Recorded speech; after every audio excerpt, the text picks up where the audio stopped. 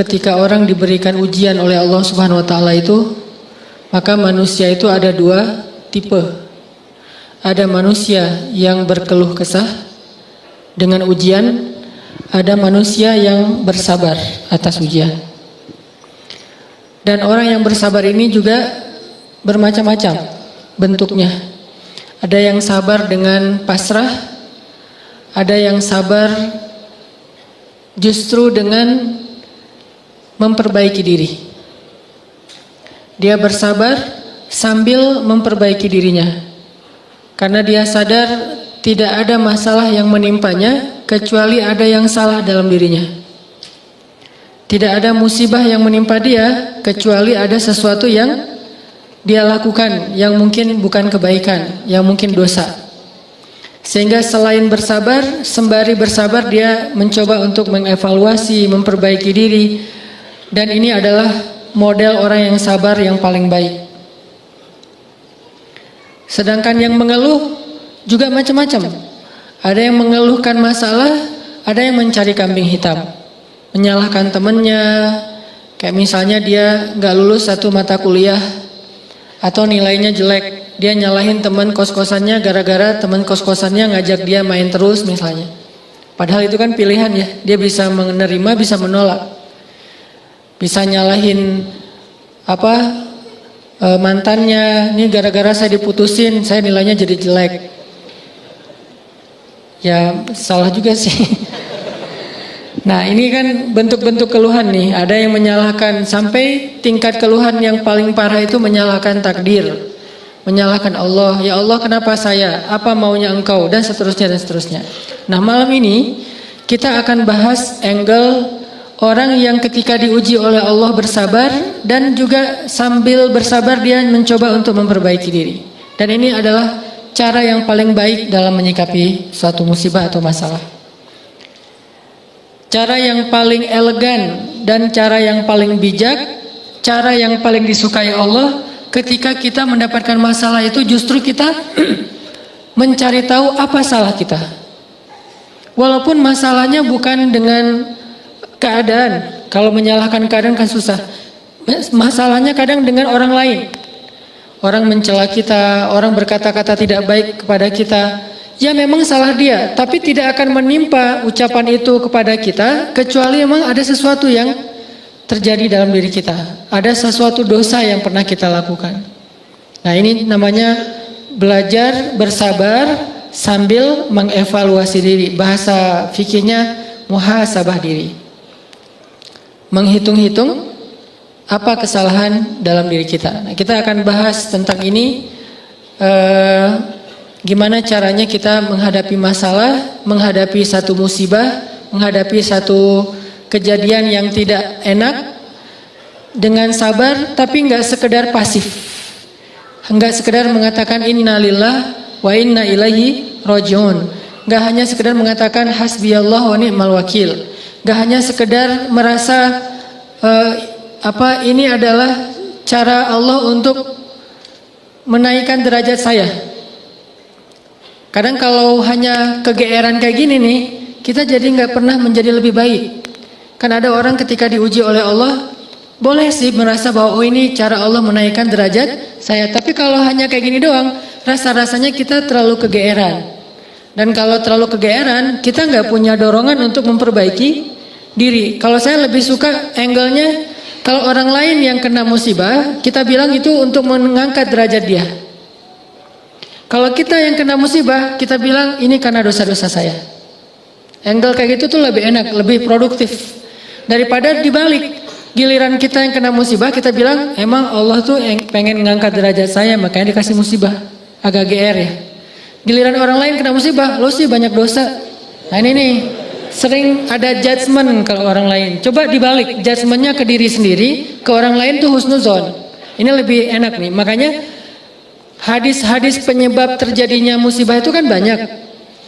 Coba kita pilih beberapa hadis, satu kita berikan untuk menilai orang lain, yang lain kita ambil untuk menilai diri kita. Nah ini beda nih standarnya. Kayak tadi, kalau orang lain yang kena musibah, kita husnuzon, Allah lagi pengen dekat sama dia. Kita husnuzon, Allah pengen menggugurkan dosa-dosa dia. Kita husnuzon, Allah pengen mengangkat derajat dia. Kita husnuzon, emang orang yang paling dicintai Allah tuh biasanya dikasih banyak ujian. Gitu husnuzonnya. Kalau orang lain yang kena masalah atau musibah. Jangan, tuh kan, saya bilang juga apa, tuh gara-gara dia dulu zalim sama saya, sekarang dibalas sama Allah. Jangan gitu. Jangan kegeeran bahwa itu kayak karma ya. Gara-gara dia pernah nyakitin kita, sekarang dibalas sama Allah. Belum tentu juga kayak gitu. Kegeeran kita tuh kadang-kadang bikin kita jadi nggak pernah belajar. Merasa udah baik, walaupun dalam kondisi yang paling sulit juga merasa udah baik. Begitu dikasih musibah, wah Allah kangen sama saya nih. Harusnya ke orang lain kayak gitu tuh. Begitu dikasih musibah, wah Allah pengen menghapus dosa-dosa saya. Bagus, nggak salah. Cuman kalau keseringan, ini namanya GR. Nggak tahu proporsional nggak kalau kayak gini terus. Harusnya jangan hanya ini, diutuhkan juga dengan satu angle lain, yaitu angle, oh saya ada salah, oh saya ada dosa, oh saya ada yang keliru. Makanya datang musibah itu tidak akan terjadi musibah kepada saya kecuali karena kesalahan saya sendiri. Kan hadis qudsinya kayak gitu. Hadis qudsi kalimat salah satu dari kalimat hadis qudsi yang panjang. Hadisnya itu panjang banget, satu halaman. Salah satu kalimatnya tuh Allah bilang, hadis qudsi itu kan Allah yang ngomong ya. Cuman captionnya dari Nabi. Gagasannya dari Allah, captionnya dari Nabi. Kalau Quran, gagasan dan captionnya dari Allah. Kalau hadis, gagasan dan captionnya itu dari Nabi. Nah Allah bilang, kalau kalian dapat masalah, kalau kalian dapat nikmat, janganlah kalian memuji kecuali aku. Kalau kalian mendapatkan musibah, janganlah kalian menyalahkan kecuali diri kalian sendiri. Jadi kalau kita dapat nikmat, jangan muji diri. Gua emang ya gini lah. Nih, kita sering kalau ke diri itu yang enak-enak aja diambil. Kalau misalnya orang lain, itu mah kebetulan doang misalnya. Kalau giliran kita, ya ini memang saya memang kayak gini orangnya, bukan sombong ya gitu. Nah ini artinya kita terlalu sering kegeeran. Kalau kita dapat nikmat, yang dipuji adalah Allah. Makanya kalimat kalimat yang paling Allah suka itu Alhamdulillah. Itu kalimat yang paling Allah suka. Kita memuji Allah kalau kita dapat nikmat. Kita bilang, hadza min fadli rabbi. Ini anugerah dari Allah, ini hadiah dari Allah, ini kebaikan dari Allah, ini karena Allah ngasih, dan seterusnya. Jadi yang dipuji itu Allah. Wa amma bi ni'mati rabbika fahaddits, itu membicarakan nikmat Allah. Bukan membicarakan kehebatan diri kita. Tapi kalau diberikan musibah, jangan kita menyalahkan siapapun kecuali diri kita sendiri. Nah ini salah satu angle yang dibangun lewat hadis qudsi. Walaupun kadang bisa kita secara realistis melihat kesalahan orang lain. Untuk apa? Bukan untuk mengkambing hitamkan dia. Kalau emang dia salah, bukan untuk mengkambing hitamkan. Untuk apa? Untuk menghindar, untuk waspada, jangan sampai kita jadi korban dia lagi untuk kesekian kalinya. Kayak ada orang yang zalim. Gara-gara kezaliman dia, akhirnya kita kena batunya nih. Ada orang yang dalam satu tim, misalnya nggak jujur. Akhirnya kita kehilangan satu proyek, satu usaha kita tuh bangkrut gara-gara dia nggak jujur. Memang dia yang salah. Salah satu yang salah itu adalah dia. Dan kita akui bahwa itu kesalahan dia, tapi bukan untuk mengkambing hitamkan dia. Kalau enggak karena kamu tuh enggak ada masalah ini, enggak. Dia bukan satu-satunya, salah satunya. Karena kalau kita enggak punya dosa, mungkin kesalahan dia hanya akan menimpa dia saja. Tapi karena kita juga punya dosa, akhirnya kesalahan dia juga menimpa kita. Tapi Ustadz, ada yang hadis mengatakan, kalau di dalam satu masyarakat ada orang yang berbuat dosa, nanti Allah akan timbakan musibah yang kena bukan cuma dia, sampai tetangganya juga kena. Itu kenapa bisa gitu? Dosa tetangganya apa? Dosa tetangganya membiarkan kemungkaran terjadi.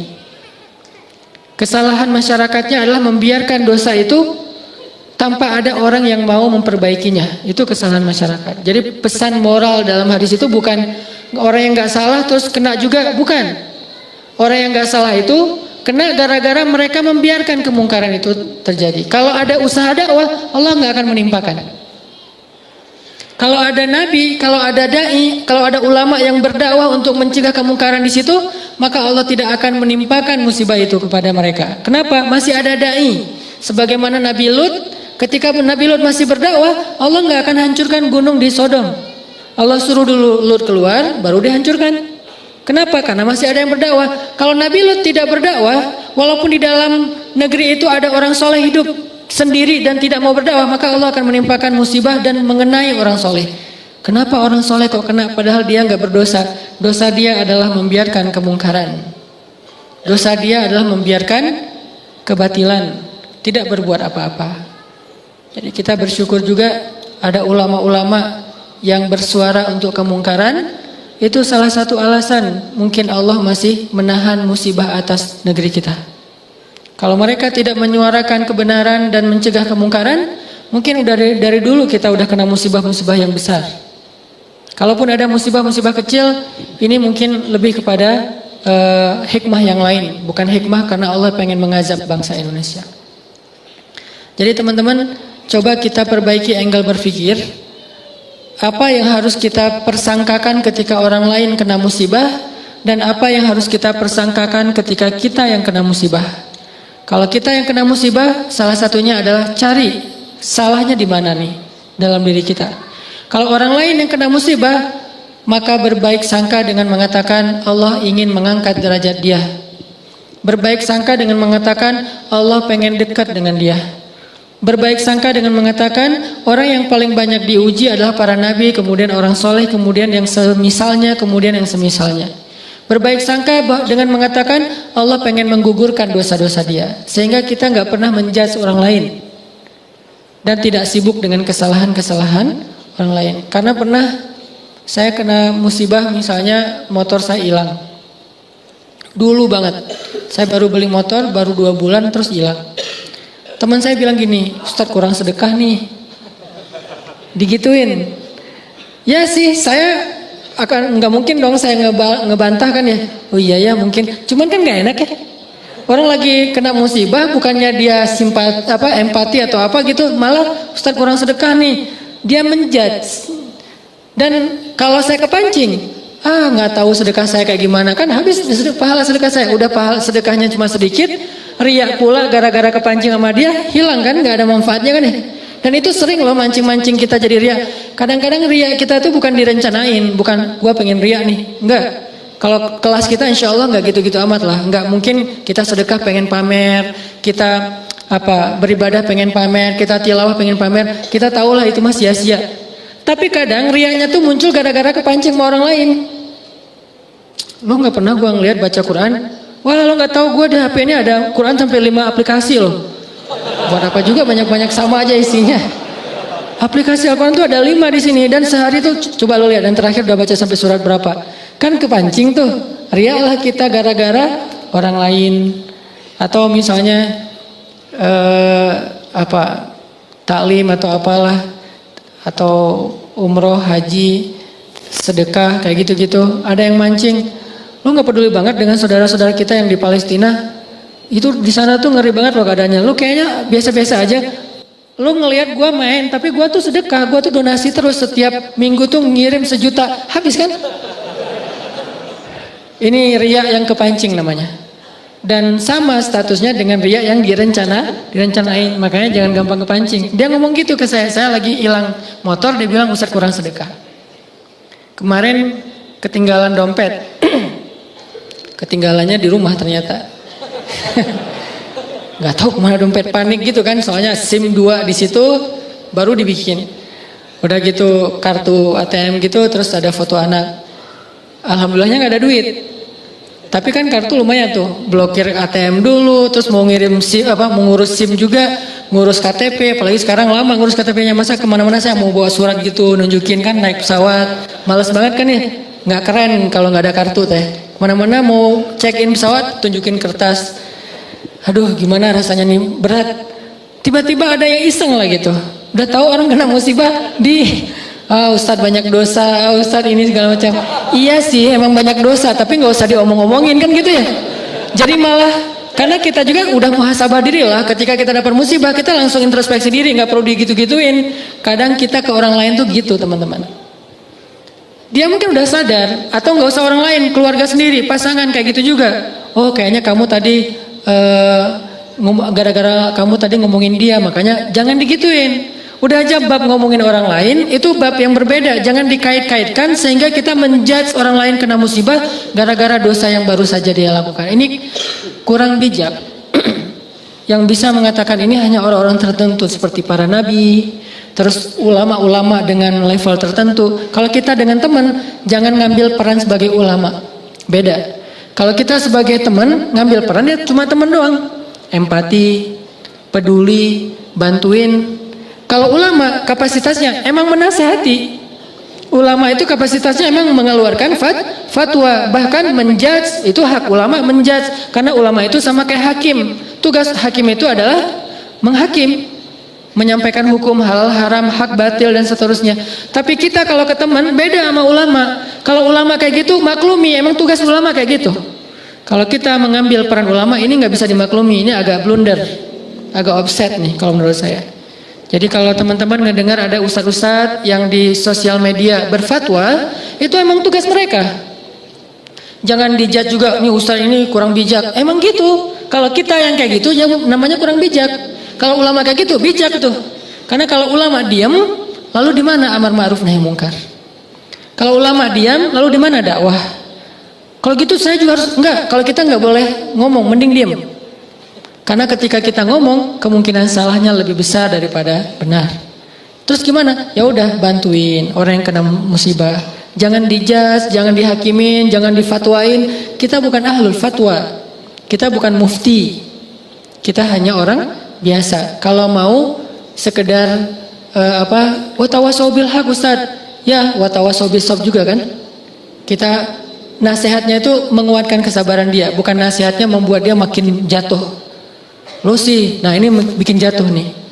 Ya sabar ya, mudah-mudahan Allah dengan modal husnuzon tadi, mudah-mudahan Allah angkat derajat kamu, mudah-mudahan Allah ngampunin dosa-dosa kamu, mudah-mudahan Allah kamu jadi lebih dekat kepada Allah. Ini watawasau bil haq, watawasau bis sabr. Tapi kalau kita bilang kamu kurang ini, kamu kurang itu, kamu kurang itu, ini berarti kita menjudge, menghakimi orang yang sedang kena musibah. Harusnya itu kita lakukan untuk diri kita, bukan untuk orang lain.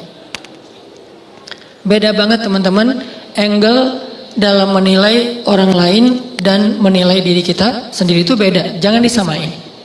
Yang banyak terjadi terutama di sosmed itu kita memberlakukan yang untuk diri kita berikan ke orang lain, yang untuk orang lain kita ambil untuk diri kita. Itu yang terjadi di balik tadi tuh. Itu banyak banget di masyarakat kita.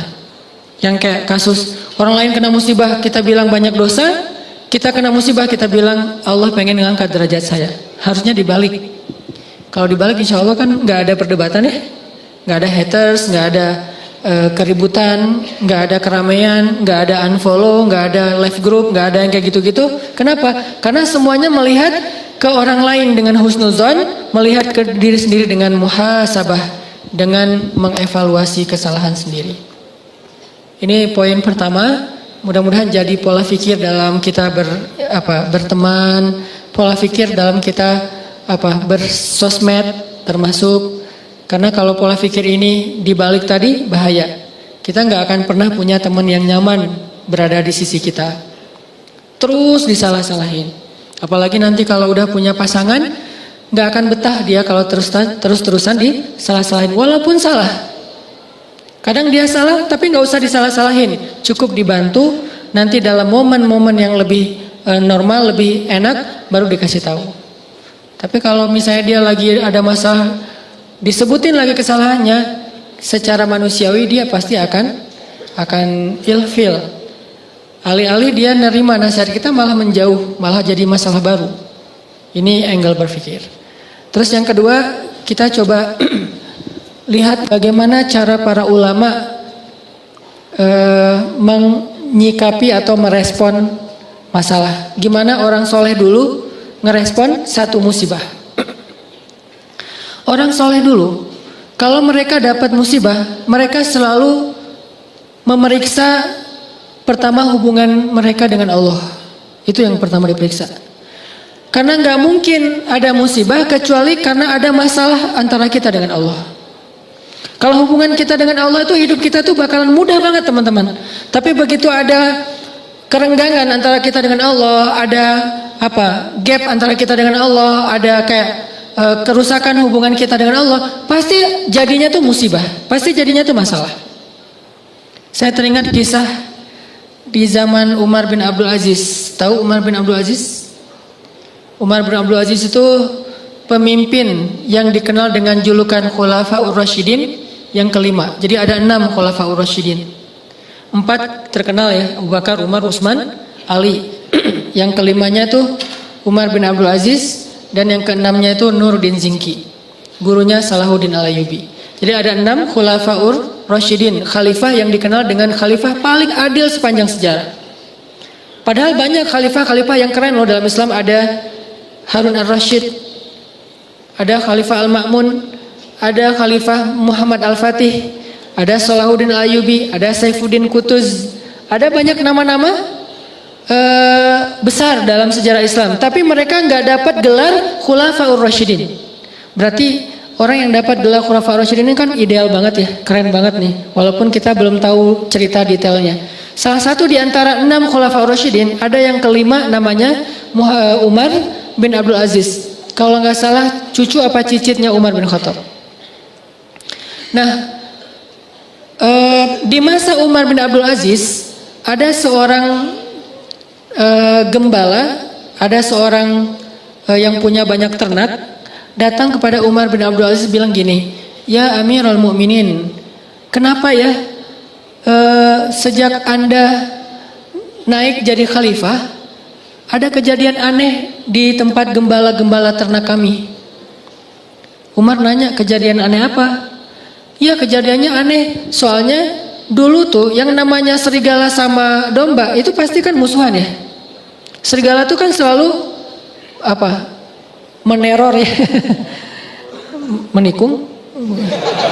Serigala itu selalu berburu domba. Jadi domba itu makanan serigala tuh.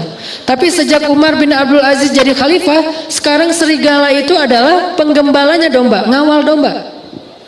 Jadi serigala yang ada di gunung turun untuk mengawal domba. Gimana ngawalnya? Kan saya pernah posting tuh yang di New Zealand. Gimana seekor anjing dilatih untuk menggembalai domba. Dan domba dibawa ke padang rumput, nanti sore dibawa pulang lagi ke kandangnya. Bukan lagi tugas penggembala, dilakukan oleh para serigala. Bayangin, pemangsa yang selama ini selalu memangsa serigala secara diam-diam, sekarang malah mengawal serigala ke tempat padang rumput, dan sore hari mengawal mengawal domba pulang lagi ke kandangnya. Apa yang terjadi ya Amirul Mukminin? Serigala sekarang malah menggembalai domba. Apa kata Umar bin Abdul Aziz? Kami adalah kaum yang selalu memperbaiki hubungan dengan Allah, maka Allah memperbaiki hubungan antara kita dengan makhluk. Kami adalah kaum yang memperbaiki hubungan dengan Allah, maka Allah pun memperbaiki hubungan antara domba dengan serigala.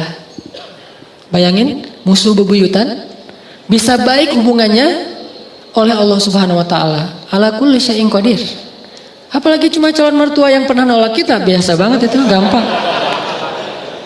Ini serigala loh yang makan domba, bisa jadi pengawal domba, apalagi cuma nolak, nggak dimakan kan, nggak diapa-apain, nggak sampai disakitin, nggak sampai dirampas, nggak sampai dibegal, kecuali calon mertuanya begal, nggak diapa-apain. Nah apalagi yang masalah-masalah sepele dengan pasangan, dengan teman, dengan apa, masalah rezeki. Jadi kalau kita punya masalah, kayak kita lagi punya bisnis sama teman-teman nih berlima, udah modalnya cukup, konsep bisnisnya udah mateng, marketingnya udah ahlinya, produknya udah ada, kenapa masih rugi aja? Udah berjalan sekian tahun, rugi sampai hampir bangkrut. Jangan hanya cari tahu kesalahan teknis. Oh kayaknya nih konsep marketing kita masih kurang bagus nih, sales kita kurang jago nih, atau branding kita kurang bagus nih, dan seterusnya. Bukan hanya itu yang perlu kita evaluasi. Yang nomor 1, evaluasi dulu hubungan kita dengan Allah SWT. Setiap kali kita punya masalah, pertama yang harus kita tanya, jangan-jangan saya nih ada masalah sama Allah. Dan itu yang selalu saya lakukan. Kalau saya punya masalah, saya langsung tanya, nih kayaknya ada yang nggak benar nih saya sama Allah. Mungkin sholatnya kurang khusyuk, mungkin beberapa kali jadi nggak sholat di masjid karena sibuk atau karena ketiduran, karena apa? Oh kayaknya kebiasaan saya malam misalnya bangun, enggak saya, orang lain malam misalnya dia tahajud, terus tiba-tiba beberapa malam ini dia nggak tahajud, akhirnya Allah kasih musibah mancing biar dia tahajud lagi. Kebiasaan dia tilawah 1 juz, tiba-tiba beberapa hari ini cuma beberapa lembar, Allah kasih masalah. Pokoknya kalau kita dapat masalah, yang pertama harus kita evaluasi hubungan kita dengan Allah. Sehingga ketika Umar bin Abdul Aziz jadi khalifah, masalah antara serigala dengan domba damai. Jadi domba dan serigala itu temenan. Bayangin, domba sama serigala temenan, sahabatan lagi tuh.